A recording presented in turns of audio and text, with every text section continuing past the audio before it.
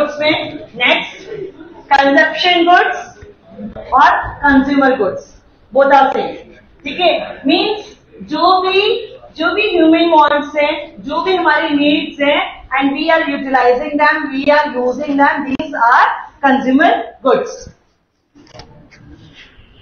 These goods are used by ultimate consumers. Means जो भी consumer जो है वो यूज कर रहा है, ठीक है, वो क्या है, कंज्यूमर गुड्स है, ठीक है। और वहीं पे हमने क्या कहा, capital goods. Capital goods final investment goods used by producers in the production process. मतलब किसी प्रोडक्शन प्रोसेस में हम किसी भी गुड्स को जो एज हम यूज करेंगे तो इसमें क्या आएगा, जैसे मशीनरी, ठीक है, कोई भी मशीनरीज वगैरह, इन्वेस्टमेंट वगैरह, वो आप इसके अंदर रखेंगे कैपिटल गुड्स के अंदर। These goods are directly satisfy human wants, कि हम क्या करते हैं, वी आर डायरेक्ट डिमांडिंग, कि हमें एकदम से हमें क्या चाहिए, पेन चाहिए, हमें कॉपी चाहिए, हमें वटेवर कोई भी सामान चाहिए, हम गए मार्केट में और हमने उसकी डिमांड करी और हम उसको लेकर आ गए, तो it means that is consumer goods, ठीक है। यहाँ पे क्या होगा, these goods indirectly satisfy human wants, ठीक है, जो हमें क्या करेंगे, इनडायरेक्टली हमें सेटिस्फाई करती है, जबकि ये हमें डायरेक्टली सेटिस्फाई करेंगे। जरूरी नहीं है कि पूरा हमें गोल देखना है, हम उसको सिंपल जो उसके मेन यूज पॉइंट्स है हम उसको फॉलो कर सकते हैं।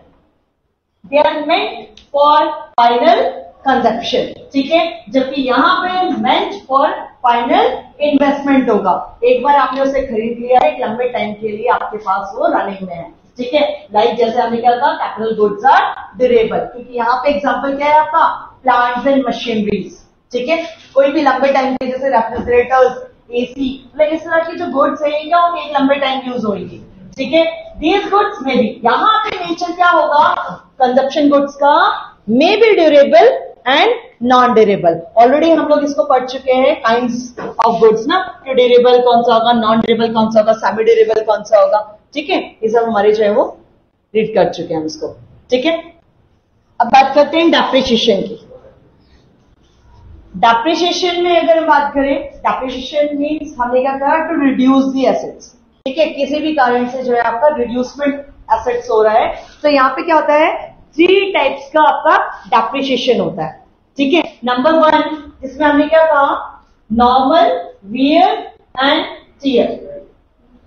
Normal wear and tear means हमारे क्या, continuous use of fix assets. मतलब आपने क्या करा, एक मशीन आपने परचेज करी और हम उससे कंटिन्यूअसली यूज करते हैं, तो क्या होगा, धीरे धीरे करके क्या हो जाएगा, रनिंग धीरे धीरे खराब होनी स्टार्ट हो जाएगी, कुछ ना कुछ प्रॉब्लम्स आने लग जाएंगी, हमें बार बार उसको मैकेनिक को बुलाना पड़ेगा, थोड़ा ठीक करवाना पड़ेगा, तो जितना ज्यादा वो टर्नओवर देती है वो धीरे धीरे करके कम हो जाएगा, ठीक है।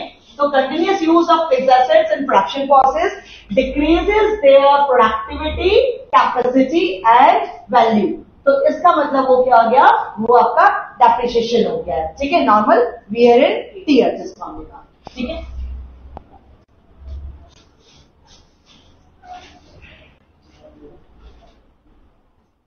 ये भी ध्यान में रखना है कि depreciation is also known as consumption of fix capital, ठीक है। बाद में हम लोग कंफ्यूज करते हैं कि कौन सा है, कंजप्शन ऑफ फिक्स कैपिटल को ही हमने क्या कहा, डेप्रिसिएशन का, ठीक है। सेकेंड हमने कहा passage of time. Passage of time means value of fix assets also decreases with the passage of time even if they are not being put to use in the business. Natural factors like rain, winds, weather, ठीक है। तो इस तरह की जब conditions होंगी तो ये फॉलो करेगा किसको, पैसेज ऑफ टाइम, और क्या है आपका डेप्रिसिएशन ही यहाँ पर फॉलो कर रहा है। तो डेप्रिसिएशन क्या है, पैसेज ऑफ टाइम के अकॉर्डिंगली यूज हो सकती है, देखने को मिलता है कि जो एसेट्स हैं उनकी वैल्यू डिक्रीजेस हो रही है जब हम उसको क्या कर रहे हैं, प्रॉपर्ली यूज नहीं कर रहे हैं, लंबे टाइम में हमने छोड़ दिया है। तो हमने देखा कि नेचुरल फैक्टर्स जैसे रेन, विंड, वेदर की वजह से क्या है, उनकी जो वैल्यू है वो रिड्यूस हो गई है। मतलब जो आपके पास कमोडिटीज थी ना, आपने कहा हमसे बाद में यूज करेंगे, बाद में आपने देखा उसको कुछ ना कुछ खराबी आ गई, कुछ नहीं से वो खराब हो गया है। मतलब उसमें जो है जैसे आप ह्यूमिडिटी प्रॉब्लम हो सकती है, या फिर हम कह सकते हैं कि ज्यादा उसमें कोई सीलिंग वाला प्रॉब्लम हो गया है, इस तरह से चीजें हमें देखने के लिए मिलेंगी, तो वो क्या हो गया, पैसेज ऑफ टाइम। उसके बाद आता है एक्सपेक्टेड ऑब्सोलेंस, ये इंपॉर्टेंट है, ठीक है। तो एक्सपेक्टेड ऑब्सोलेंस क्या होगा, refers to loss of value of fixed assets due to change in technology। हम लोग वर्क करे जा रहे हैं, जैसे पहले मैन्युअली करते रहते थे। ठीक है, अब क्या हो गया, हमें लगा कि टाइम के अकॉर्डिंग हमें क्या करना है, we have to change our technology. तो हमने क्या करा, मशीन्स को यहाँ पे अडॉप्ट करा। अब मैन्युअली वर्क ना होकर सब कुछ आपका कंप्यूटराइज वर्क होना स्टार्ट हो गया। तो यहाँ पे जैसे नीड होती है, जैसे जैसे टाइम चेंज होता है, वैसे वैसे हमें अपनी टेक्नोलॉजी भी चेंज करनी पड़ती है। ठीक है, तो वो क्या होगा, एक्सपेक्टेड ऑब्सोलेंस, मतलब आपको टाइम के अकॉर्डिंग अपने आप को भी मूव करना है। तो ये क्या हो गया, expected obsolescence due to change in technology और चेंज इन डिमांड। ठीक है, two components of expected obsolescence के अंदर आएगा loss of value of fixed assets when these become obsolete outdated due to change in technology. ठीक है, हमें लगा कि अब हमें मैनुअली से कंप्यूटराइज करना है, क्योंकि आउटडेटेड हुई है कि मैनुअली अब वर्क कोई नहीं करता है, बहुत ज्यादा हमें फास्ट यहाँ पे वर्क करना है, तो हमने यहाँ पे कंप्यूटराइज कर दिया सब कुछ। ठीक है, तो ये क्या था आपका आउटडेटेड चेंज इन टेक्नोलॉजी। ठीक है, फिर loss of value of fixed assets when these becomes absolute due to change in demand. ठीक है, अब हम कह रहे हैं कि जैसे अब तो वैसे खादी को भी हम वैसे प्रेफर कर रहे हैं, जैसे पहले जो है खादी चलता था, उसके बाद क्या प्रिंटिंग मशीन आ गई, तो बहुत इजीली जो है बहुत सारी चीजें जो है आपकी बहुत जल्दी जल्दी हमारे पास रनिंग होने लग गई। ठीक है, तो यहाँ पे हमको क्या है कि डिमांड चेंज हो गई है, कि सब लोग किस तरह की डिमांड्स कर रहे हैं, किस तरह का मटेरियल जो है वो मार्केट में ज्यादा से ज्यादा चीजों की डिमांड्स हो रही है, तो उसके अकॉर्डिंग हम लोग क्या करते हैं, वो भी आपका एक्सपेक्टेड ऑब्सोलेंस में आता है। ठीक है, जैसे आप एग्जांपल दे रखा है, plant producing nylon clothes becomes obsolete when demand shifts from nylon to cotton clothes, expected obsolescence के अंदर आ जाएगा। ठीक है, दूसरा हमारे पास होता है डेप्रिसिएशन और कैपिटल लॉस। अभी हमने पढ़ा कि डेप्रिसिएशन क्या है, ठीक है, तो वहीं पे कैपिटल लॉस भी क्या है।